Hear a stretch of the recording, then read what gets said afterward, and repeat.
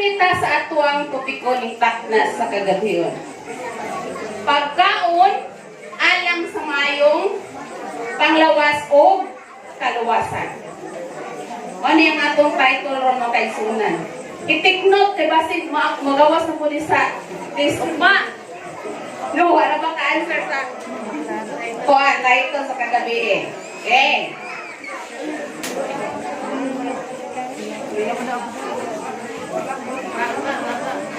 Kita. Pero delete. Pero delete. Delete.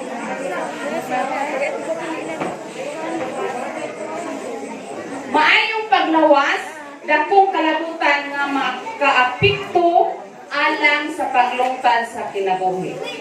Ang pagbaton sa taas ng kinabuhi, nagdepende rin nagkanato o unsaon nato pag-amping ang ato maayong panlawas. Aron mga kaigsunan, andun ako'y pangutanan ninyo. Kinsa man kaninyo dinhi ang gustong makabaton sa malipayon o hataas na kinabuhi. Be, kamay ba? Kamay ba ang gusto o taas na kinabuhi? Malipayon o taas na kinabuhi? Halos yun kita no. Kay, maglabad-labad lang gani gamay ang atong ulo, mangita gidayong tagtambal, ni kay sikay dayong unsay tambal, kay gusto ta sa taas na kinabuhi. Ang maayong panglawas,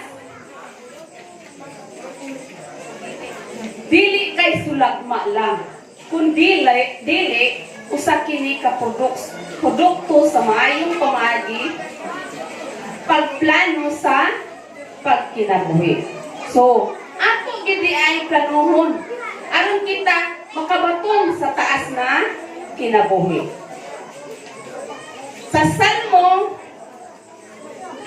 91:5 nagaingon, akong pagatagbawon siya sa taas na kinabuhi ug ako ipakita kaniya ang akong kaluwasan. Ang Diyos mga kaigsuonan, nagtanyag kanato sa taas na kinabuhi, naara nato og nudawat batana or ato ba nang sa likwan. Unsa man ang mga sikreto aron makabaton sa hataas nga kinabuhi? Unsa kaha ning mga sikreto mga kaigsuonan no? Niya ang mga sikreto. Sikreto numero 1, muhanggag sa presko nga hangin. Diri sa ato ang barangay Tamurayan, presko ang atong hangin. Unlimited air pa jud. Kay nga naman, wala tay polusyon. Kay wala man tay pabrika diri. So, presko ang atong hangin. So, kay presko man atong hangin, ato pong undangan o panigarilyo. Kaya kanang aso sa sigarilyo, polusyon man na siya.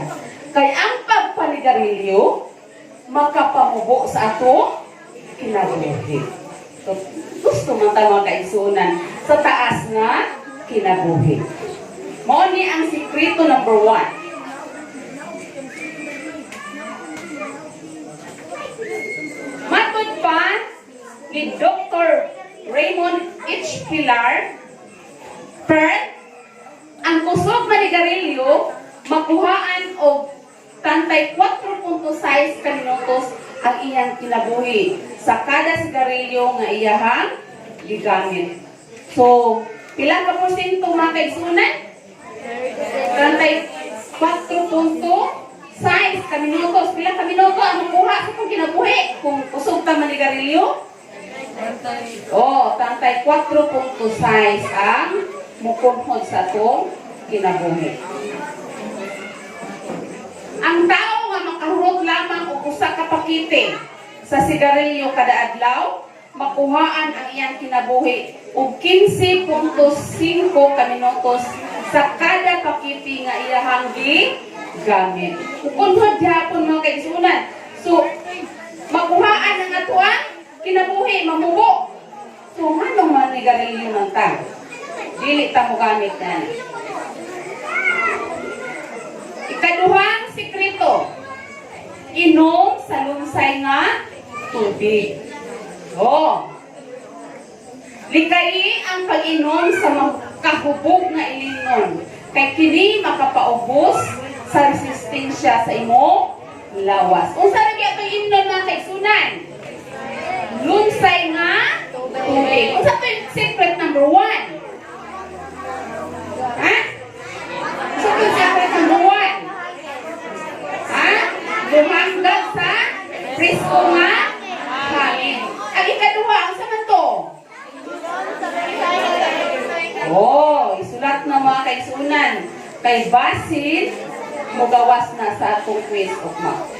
Lunsay, inom sa lunsay nga tubig. Dili tas inom sa pilimnon nga makahubo. Ang statistic nagpahayag, 50% ni atong nagainom sa makahubog na ilimnon mamatay sa edad nga 51 o 71% mamatay sa edad nga 70. So mga kaigsunan, kung mo target ka sa imong kinabuhi nga mo, edad kag 100, mo edad kag 50, patay na ka. Kay 50% man. No. So, kung may edad, mo target kag 50, imong edad, so, pag edad ni mo 25, mamatay na ka. No? Bata pa kaayo. So, dili ta mo inom anang ilimnon nga makahubog. Kay mamubo ang atong edad, ay kita mamatay. Gusto man tas hatas nga kinabuhi. Ikatulong nga sikreto, kaon sa daghang prutas o utanon. Likayi ang pagkaon o karne. So makalikay ba ta mga kaigsunan? O ayaw na yung tanawan ng karne. Ano tas prutas, tanawang prutas? Colorful kaayo. No? Lindot kay na kanon ang prutas o utanon.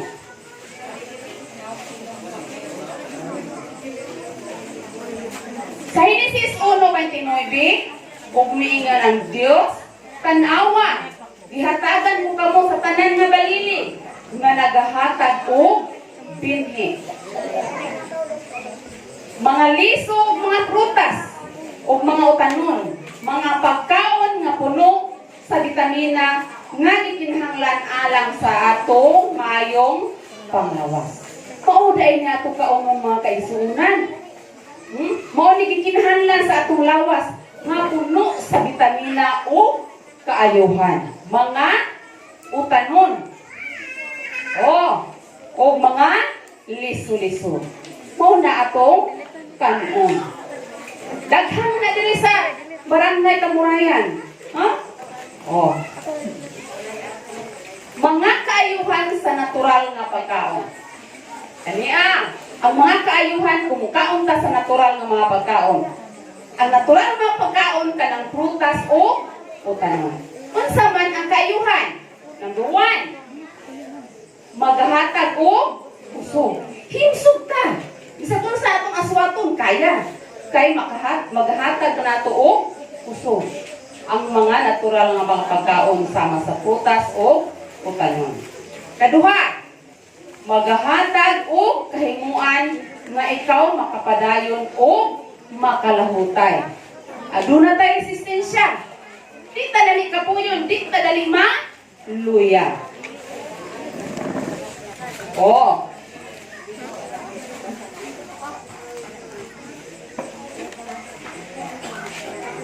Ikatulo, maghahatag og maayong pang-huna-huna.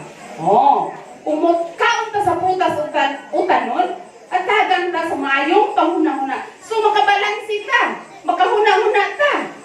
No? Makadesisyon ka, unsay angay nimong buhaton alang sa imong kaugmaon.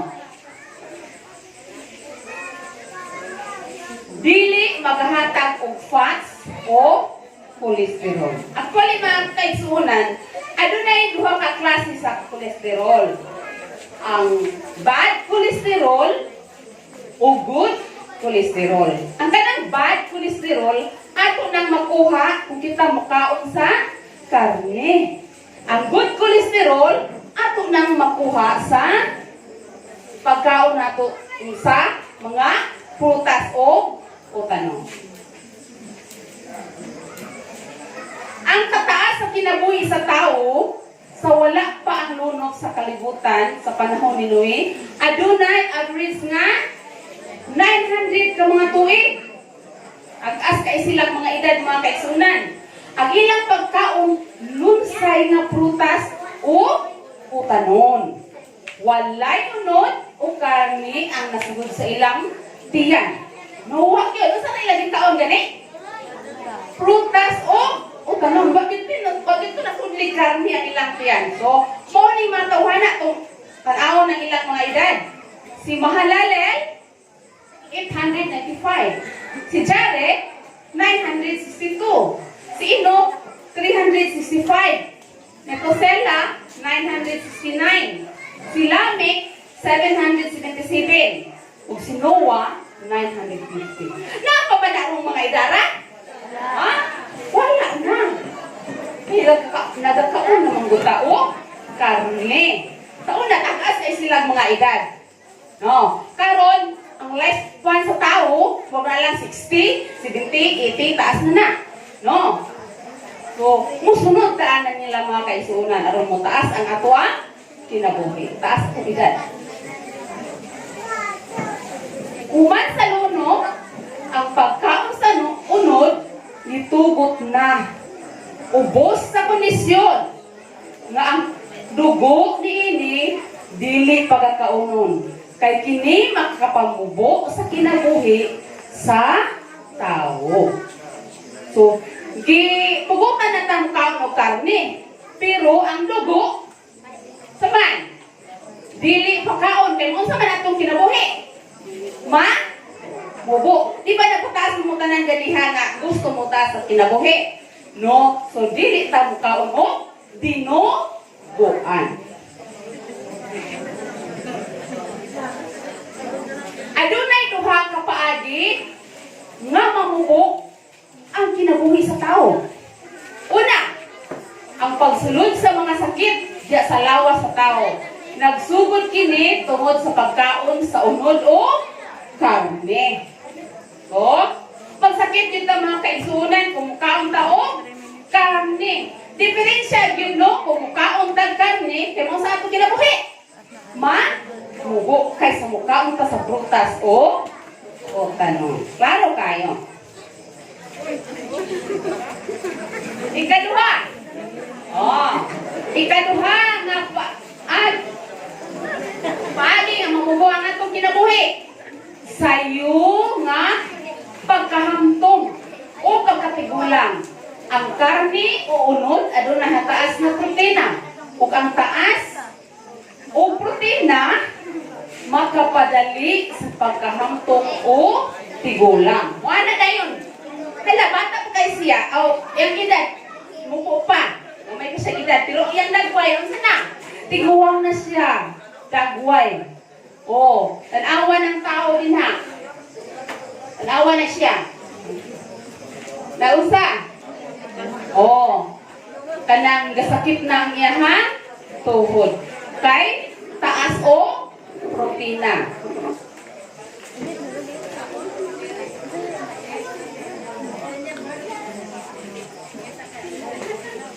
Sa Genesis 1:29, ug miingon ang Dios, tan-awa, gihatagan ko kamo sa tanan nga balili, nga nagahatag og binhi, nga anaa sa ibabaw sa nawong sa tibuok sa yuta. Ug sa tanan nga kahoy, nga may bunga sa kahoy, nga nagahatag og binhi, aron alam kaninyo kini mahimong kalanon. Naad ay gi-provide ang Ginoo mga kaigsunan. Alam ka na to, nga angay na tong pagakanon. mga prutas ug butanon. Unay angayan sa tuwa mga kaigsunan.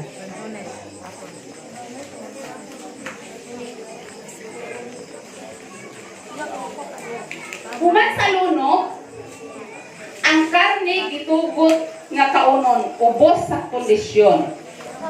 Una, tambok o dugo dili ipakaon. Ambok, haman na ito makita ang tambok. Na asa? Asa? Karne. Oh. Ug dugo dili ipakaon. Bawal din ang mga kaigsunan. Sa Levitico 3:17, kini mga itulamanon nga sa inyong mga kaliwatan, sa tanan ninyong mga puloy-anan, aron walay tambok bisan dugo nga pagakanon ninyo. Ikaduha, ang karne nga kanon kadto lamang karne nga gikan sa mga hinlo nga mananap, langgang o isda. O palangga kita Ginoo. Pwede kin siya gusto mo kaong taog sa hugaw. Oh. Unsa man kaning mga kaniha nga nga nato kaonon?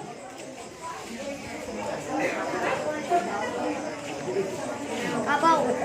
Deuteronomio 14:2 ngadto sa 6, kay ikaw mao ang usa ka katawhan nga balaan ni Yuba nga imong Dios, ug si Yuba nagpili kanimo apan mahimo nga usa ka katawhan nga maangkon alang sa iyang kaugalingon ibabaw sa tanan nga mga katawhan nga anaa sa ibabaw sa nawong sayuta. So, kay pinili man ta sa Ginoo, pinili ko lang ato ang pagkauno. Dili ikaw magakaon sa bisan unsa nga mga butang nga dulongtanan. Unsa man ang mga dulongtanan? O kanang mga mahugaw nga mga butang. Dili na angay natong kaunon. Di na ipakaon sa Dios. Kini mao ang mga mananap nga pagakanon ninyo. Niya ra mga kaigsunan. Ang baka, ang karniro, ug ang kambing. Daghan man ta kapilian ng mga karne nga angay nato kaunon. Kini sila mga mahinlo nga mga mananap. Ana. Oh. Ang servo ug ang porso ug ang lagsaw ug ang uso, unicornio ug ang baka nga ihalas ug ang kandi nga ihalas. Kini nga mga mananap mga kaigsuonan, wala na diri sa atoa. Oh, uban ini wala diri sa atoa. Tuwa ni sa laing nasod. Pero makaon ni sila kay mga mahinlo nga mga mananap. Ana, ilang mana? Oh, lagsaw. Ug ang tagsa-tagsa ka mananap na nabahin ang kuko ug nagbaton sa kuko nga napikas sa duha ug ang nagapangusap sa kinaon sa taliwala sa mga mananap kana pagakanon ninyo. Kini ang mga timailhan mga kaigsuonan. Unsa? Ang mga mananapan na pwede nato kaunon kay limpyo, pikas ang kuko ug nagapangusap sa iyahang kinaon. Ato nang kanagin duha mag-uban din na sila. Pikas ang kuko, dayon kausap sa iyahang kinaon. Mura magkakaon ng chewing gum. Oh, yun ana. Mauna siya ato timanan. Limpyo na siya nga mga mananap. Maunay pwede na to kaunon. Maunay itugot sa Ginoo. O klaro kayo mga kaigsuonan. Bisan pa ni ana, kinidili ninyo pagakanon. Niadtong mga nagapangusap sa kinaon kun sa mga dunay kuko nga dili pikas. Oh, nagapangusap siya pero dili man pikas ang iyahang kuko. Unsa may gingon sa Ginoo? Ha?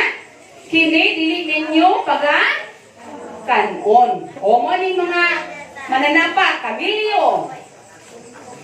Ang libre o ang kuniho kay nagapangusap sa kinaon sila apan dili pikas ang kuko mga mahugaw kini alang kaninyo. Mo po niya itong tangganan o timailhan mahugaw nga mananap nagapangusap pero dili pikas ang ilahang kuko. Dili ta mukaon niya ng mga kaisunan. Kay unsa? Mahugaw. Oh, kana. Sa Malaysia, kumino. Di na pwede. Oh, kamil. Dili pwede na. Laki mo na. Oh, kini mo ay kinahang sa kanan. Sa Deuteronomio 14:8, ug ang baboy kay pikas ang kuko apan wala magapangusap sa kinaon mahugaw kini alang kaninyo sa unod nila niini dili kamo ba kaon dili usab kamo maghikap sa ilang mga lawas nga patay. Oh, kay ang duha magito atong bantayan nga timayhan pikas ang kuko o nagapangusap unsa kanina siya? Ha? Hinlo. Unya kay ang baboy, saman, pikas ang kuko, apan wala magapangusap, mahugaw kini alang kanina. So, ato dang dunganan pagbasa ni mga kaisunan. Ang baboy, ready, go! Oh, ang baboy, pikas, mahugaw kini alang kaninyo. Sa unod nila dili usab kamo sa ilang mga lawas nga patay. Klaro ba mga kaisunan? Oh.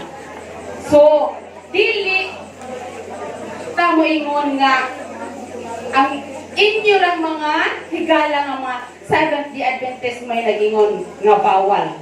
Naa diha sa Biblia. Itiknot nato ng mga kaisunan sa Deuteronomio 14:8. Kay pagabot sa ato lang tingkayon dito sa Biblia, no?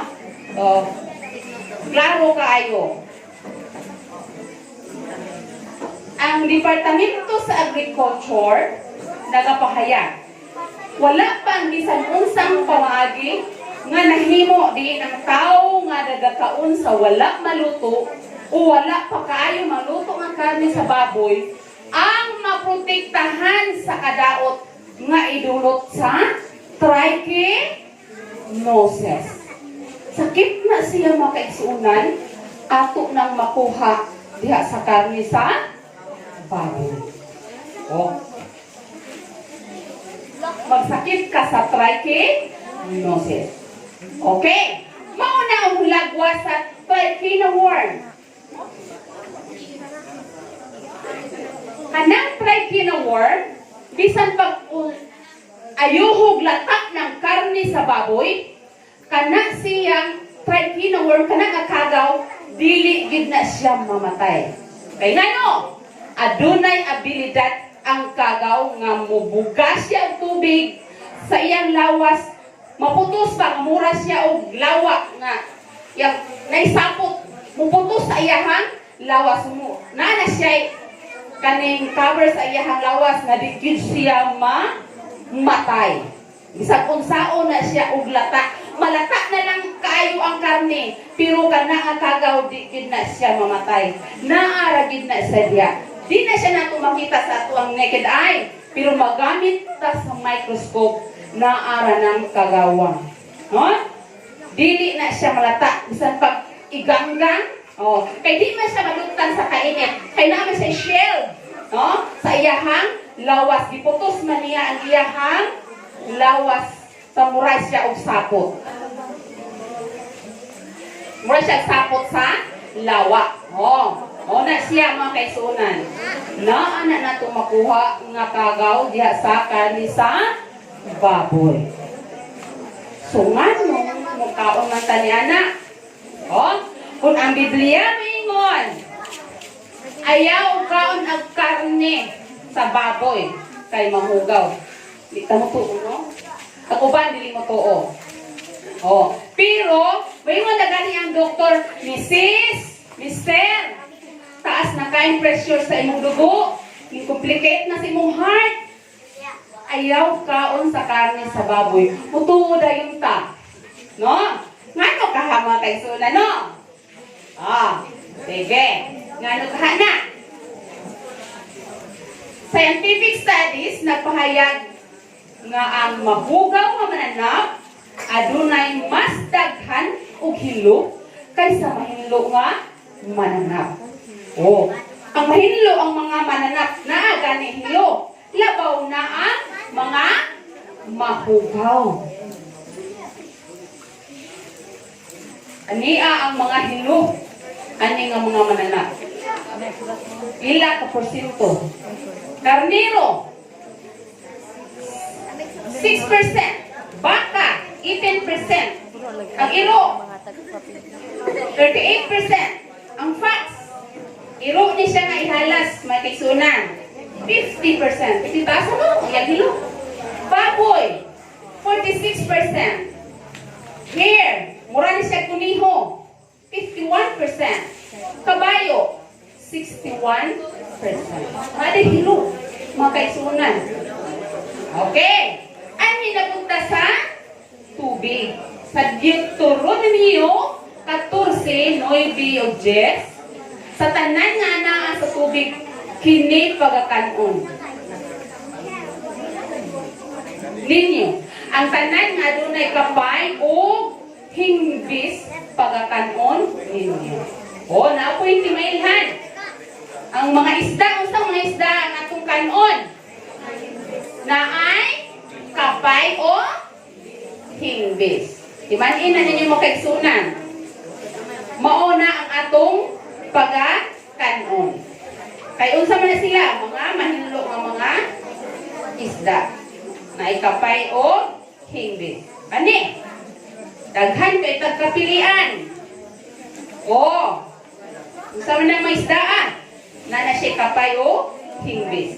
Ug ang bisan unsa nga walay kapay o hingbis, dili ka mo makakaon. Mahugaw kini ala kaninyo.